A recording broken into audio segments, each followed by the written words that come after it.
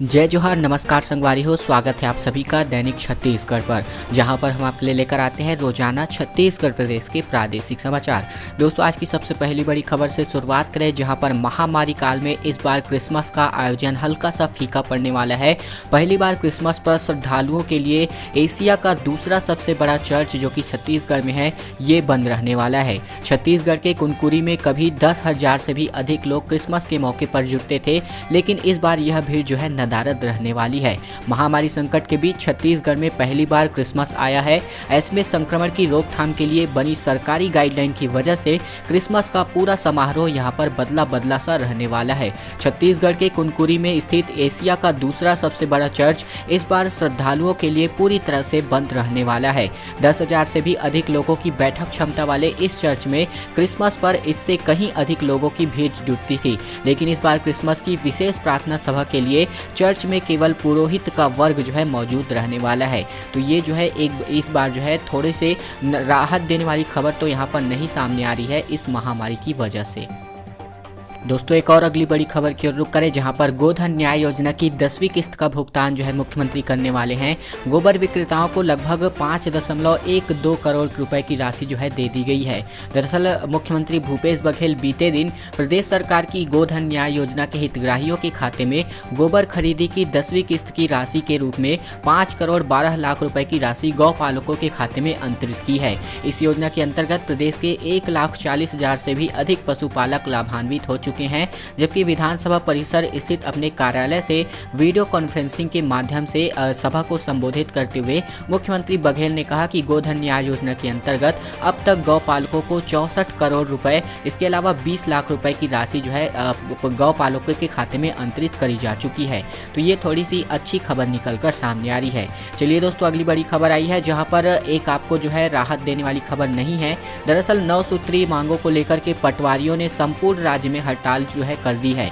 ऐसे में प्रदेश भर में पदस्थ 5,000 पटवारी अपनी 9 सूत्रीय मांगों को लेकर के अनिश्चितकालीन धरना प्रदर्शन पर अड़े हुए हैं। राजधानी के ईदगाह भाटा मैदान में स्थित धरना स्थल सहित 28 जिलों मुख्यालयों में पटवारियों के धरना प्रदर्शन से किसानों का धान पंजीयन जो है यानी कि धान पंजीयन कार्य प्रभावित चल रहा है। ऐसे में साथ ही आय और जाति एवं निवास प्रमाण पत्र बनवाने के काम पर भी असर पड़ने का दावा हड़ताली कर्मचारियों द्वारा किया जा रहा है। ऐसे में 14 दिसंबर से काम ठप करके बेमियादी धरना प्रदर्शन ये जो पटवारियों का है चल रहा है।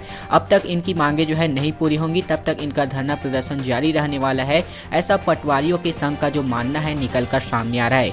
इसके अलावा छत्तीसगढ़ राजस्व पटवारी संघ के आह्वान पर आंदोलन कर रहे पटवारियों ने 20 साल की सेवा अवधि पूरी होने पर पदोन्नति देने, इसके अलावा पटवारियों को कार्य के लिए लैपटॉप या फिर कंप्यूटर देने और बगैर विभागीय जाँच किए FIR दर्ज कराने पर रोक लगाने तथा नक्सल प्रभावित क्षेत्रों में पदस्थ पटवारियों को अलग से नक्सल भत्ता देने की मांग को लेकर के आवाज जो है बुलंद करी हुई है। अगर जब तक इनकी मांगे जो है नहीं निकल कर आती हैं, इनका हड़ताल प्रदर्शन जो है जारी रहने वाला है, ऐसा पटवारियों के संघ का जो कहना है निकल कर सामने आ रहा है। चलिए दोस्तों, एक और अगली बड़ी खबर आई है, जहां पर आज से यानी कि बीते दिन से शीतलहर जो है एक बार फिर से वापस से आ चुकी है। छत्तीसगढ़ में उत्तर पूर्वी हवाओं से मैदान का जो मैदानी इलाकों का पारा है यहाँ पर गिरने वाला है। मैदानी इलाकों में 1-2 दिन बाद जो है कड़ाके की ठंड और भी बढ़ने वाली है। दरअसल आपके लिए अलर्ट जो है मैं आपके लिए लेकर हाजिर हो चुका हूं।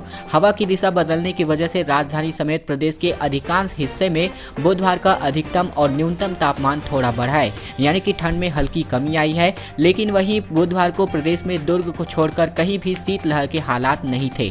मौसम विभाग का अनुमान है कि आने वाले दिनों में एक बार फिर से प्रदेश में उत्तर पूर्व से हवा आने लगेगी। इससे सरगुजा और बिलासपुर में रात से ही शीतलहर चल सकती है। मैदानी इलाकों और बस्तर में 1-2 दिन बाद ठंड बढ़ने के आसार हैं। इसके अलावा सेहत पर भी इसका असर जो है पड़ने वाला है। दरअसल ठंड का असर लोगों के स्वास्थ्य पर भी पड़ रहा है। खासकर बच्चों व बुजुर्गों में मौसमी बीमारियां लगातार बढ़ती हुई नजर आई है इस शीतलहर के कारण। इसके कारण अंबेडकर अस्पताल समेत निजी अस्पतालों में फ्लू व वायरल फीवर के मरीज जो है बढ़ते हुए दिखाई दे रहे हैं। ऐसा प्रत्येक क्षेत्र की बात करें, अगर हम खास करके मैं अपने क्षेत्र की बात करूं तो ये जो क्षेत्र है यहाँ पर ये जो वायरल फीवर है इसके संख्या में काफ़ी मात्रा में बढ़ोतरी जो है देखने को मिली है, अगर हम अस्पतालों के आंकड़ों के मुताबिक बात करें तो। चलिए दोस्तों, एक और अगली बड़ी खबर आई है। इससे पहले अगर आपने इस चैनल को सब्सक्राइब नहीं किया है तो चैनल को जरूर से सब्सक्राइब कर लीजिएगा, घंटी को भी जरूर से दबा लीजिएगा और नोटिफिकेशन को भी जरूर से ऑन कर लीजिएगा, ताकि छत्तीसगढ़ प्रदेश की रोजाना खबरें सबसे पहले आपको इसी चैनल के माध्यम से मिलती रहे। दोस्तों, अगली बड़ी खबर की ओर रुख करें, जहां पर छत्तीसगढ़ भाजपा के मोर्चा, संभाग और जिला प्रभारियों की सूची जो है जारी कर दी गई है। भूपेंद्र सवन्नी को रायपुर संभाग का प्रभार दिया गया है। दरअसल छत्तीसगढ़ भाजपा के मोर्चा और संभाग और जिला प्रभारियों की सूची जो है जारी कर दी गई है। प्रदेश अध्यक्ष विष्णुदेव साय ने इसकी सूची बाकायदा जारी की है। भूपेंद्र सवन्नी रायपुर संभाग प्रभारी, किरण देव दुर्ग संभाग प्रभारी, कृष्ण कुमार साय बिलासपुर संभाग प्रभारी, शिवरतन शर्मा बस्तर संभाग प्रभारी, इसके अलावा नारायण चंदेल सरगुजा संभाग प्रभारी बनाए गए हैं। युवा मोर्चा प्रभारी अनुराग सिंह को बनाया गया है। इसके अलावा सह प्रभारी ओपी चौधरी को बनाया गया है, जो कि रायपुर के कलेक्टर भी रह जा चुके हैं। इसके अलावा महिला मोर्चा प्रभारी लता उसेंडी को बनाया गया है। सह प्रभारी उषा टावरी को बनाया गया है। इसके अलावा अगर आप पूरी लिस्ट देखना चाहते हैं तो ये जो नाम है वो हम आपको अभी आपके कंप्यूटर या मोबाइल स्क्रीन पर दिखा रहे हैं। चलिए दोस्तों, एक और अगली बड़ी खबर की ओर रुख करें, जहां पर प्रदेश में अनियमित जो भी कर्मचारी हैं तो इनके नियमितीकरण की प्रक्रिया जो है सरकार द्वारा शुरू की जाने वाली बात जो है निकलकर सामने आ रही है। सामान्य प्रशासन विभाग ने कर्मचारियों की मांगी जो जानकारी है वो यहाँ पर मांगी हुई है। दरअसल छत्तीसगढ़ कर्मचारी अधिकारी फेडरेशन के आंदोलन के बाद से प्रदेश में एक बार फिर से नियमितीकरण की प्रक्रिया शुरू हुई है। सामान्य प्रशासन विभाग ने सभी विभागों को पत्र लिख करके मंत्रालय, सचिवालय, विभागाध्यक्ष भवन, इसके अलावा निगम, मंडल, आयोग और संस्था सहित अन्य कार्यालयों में काम कर रहे अनियमित, संविदा और दैनिक वेतनभोगी कर्मचारियों की जानकारी मांगी है।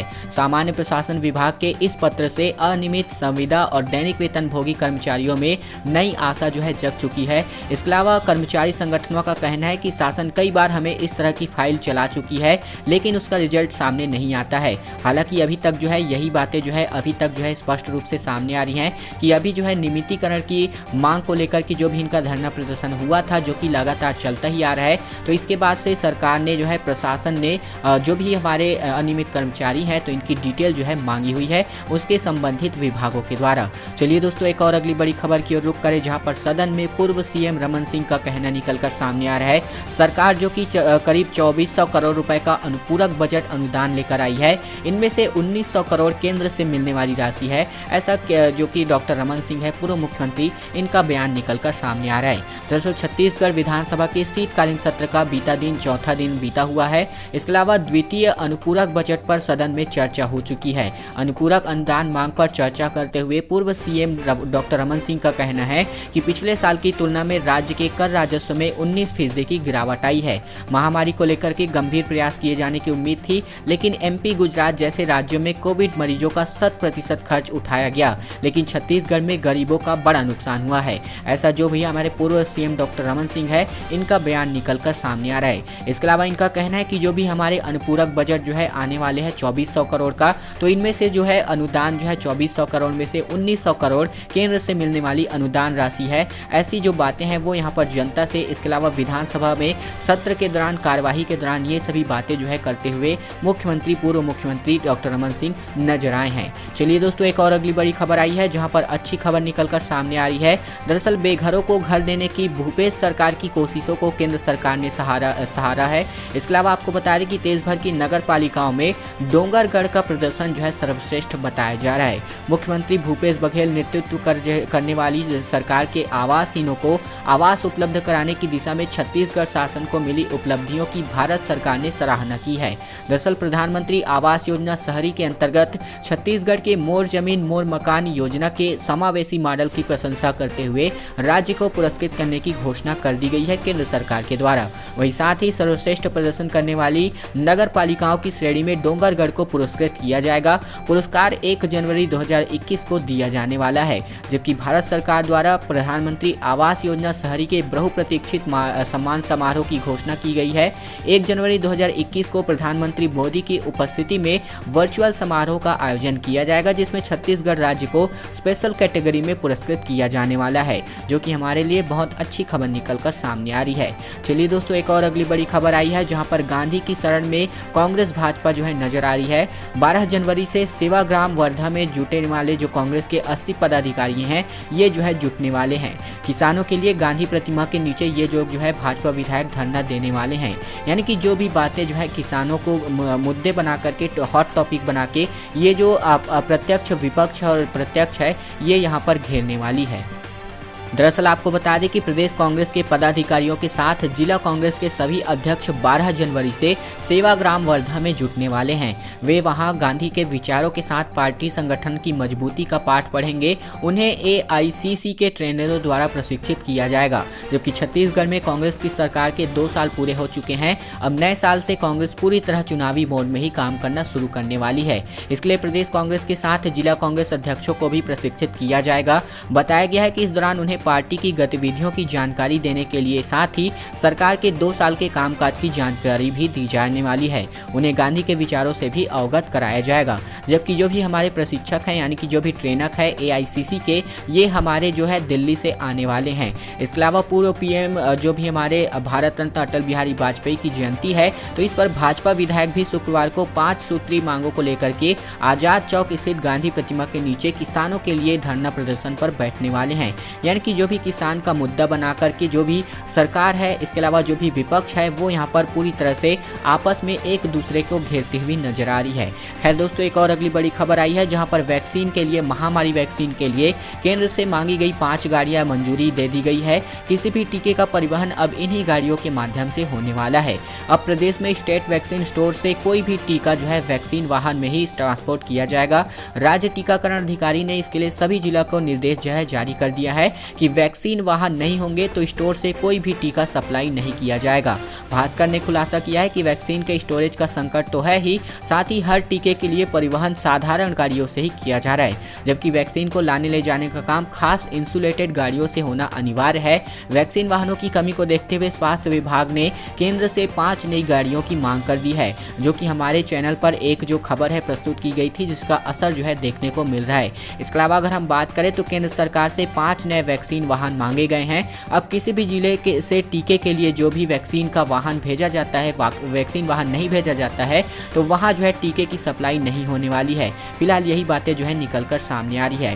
खैर दोस्तों आज की अंतिम बड़ी खबर यानी कि महामारी की अपडेट आपको क्विक अपडेट बता दें। छत्तीसगढ़ में बीते 24 घंटे में एसीए स्वास्थ्य समेत प्रदेश में 1337 नए संक्रमितों की पुष्टि हुई है। 15 मरीजों की मौत भी बताई जा रही है। इसके अलावा अगर हम बात करें तो रायपुर जिले के 206 संक्रमित मरीज शामिल हैं और साथ ही साथ अब जो है एक्टिव यानी कि सक्रिय मरीजों की संख्या लगातार घटते हुए दिखाई दे रही है। अच्छी खबर है 15,635 के करीब ये जो सक्रिय मरीजों की संख्या है पहुंच गई है। खैर दोस्तों आज की खबरों का सिलसिला यहीं तक का था। अगर आपको यह वीडियो पसंद आया तो आपको वीडियो को लाइक कर देना है, चैनल को सब्सक्राइब भी कर लेना है, घंटी को भी जरूर से दबा लेना है ताकि छत्तीसगढ़ प्रदेश की रोजाना खबरें सबसे पहले आपका भाई आप तक सीधे पहुंचाता रहे।